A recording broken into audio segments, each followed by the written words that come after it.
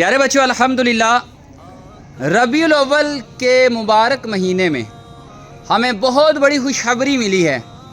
Pakistani army کو select کیا گیا، سلیکشن ہوئی ہے کس کے لیے؟ مکہ پاک یعنی حرمین شریفین، مکہ پاک اور مدینہ پاک کی حفاظت، حقیقی حفاظت کرنے والا کون ہے؟ اللہ۔ حقیقی حفاظت کرنے والا کون؟ تمام اسلامی ملکوں کی آرمی کو چھوڑ کے کس ملک کی آرمی کو سلیکٹ کیا گیا؟ اور آپ بتا سکتے ہیں کیوں پسند کیا گیا؟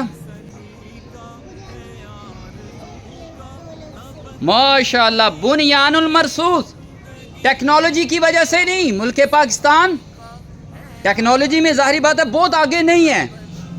قرآن پاک کے دو کلمے، دو الفاظ، وہ سید صاحب نے قرآن پاک کے دو لفظ لیے اور پوری دنیا میں چھا گئے۔ صرف دو لفظ تھے، بنیان مرصوص۔ اس کا معنی کیا ہے؟ مومن کس طرح ہوتا ہے؟ سیسا پلائی دیوار کی طرح مضبوط لوہے کی دیوار ہوتا ہے۔ یہ اس کے اندر جذبہ ہوتا ہے، جس کے بارے میں ڈاکٹر محمد علامہ اقبال نے بڑا پیارا شعر کہا ہے، کافر ہے تو شمشیر پہ کرتا ہے بھروسہ، کافر ہے تو شمشیر پہ کرتا ہے بھروسہ، مومن ہے تو بے تیغ بھی لڑتا ہے سپاہی۔ تو اللہ پاک نے قرآن پاک کے دو الفاظ بنیان المرصوص کی وجہ سے پوری دنیا میں پاکستانی آرمی کو عزت دی، اور عرب کے لیے ان کو سلیکٹ کر لیا ہے کہ عرب پر حملہ یعنی سعودیہ پر حملہ یوں ہے جیسے پاکستان پر حملہ، اور پاکستان پر کسی نے اگر حملہ کیا ایسا ہے جیسے سعودیہ پہ حملہ۔ یہ دستخط ہو گئے، سائن ہو گئے، سگنیچر ہو گئے۔ اب اس سے ہمارے جو دشمن، بڑے دشمن کون کون پریشان ہوا ہے؟ بڑے دشمن ہمارے، ویری گڈ، انڈیا اور اسرائیل، دونوں کا آئی سے نام شروع ہوتا ہے۔ یہ ہمارے سب سے بڑے دشمن ہیں۔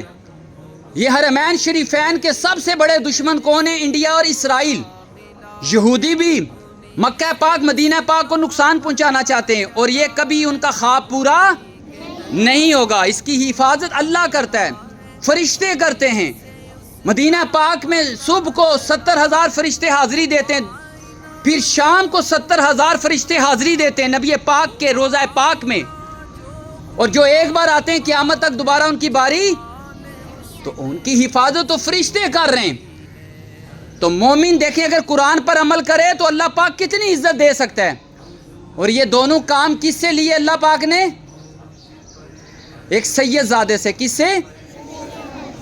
مئی کے اندر جو جنگ ہوئی وہ جیتے، اور اس وقت چیف آف آرمی سٹاف کون تھے؟ سید صاحب۔ تو پیارے بچوں، آپ بھی قرآن پر عمل کریں، قرآن کی بڑی برکت ہے۔ اللہ پاک ہمیں قرآن پر عمل کرنے کی توفیق عطا فرمائے، قرآن پاک کو سمجھ کر پڑھنے کی توفیق عطا فرمائے۔ آمین بجاہ النبی الامین صلی اللہ علیہ وآلہ وسلم۔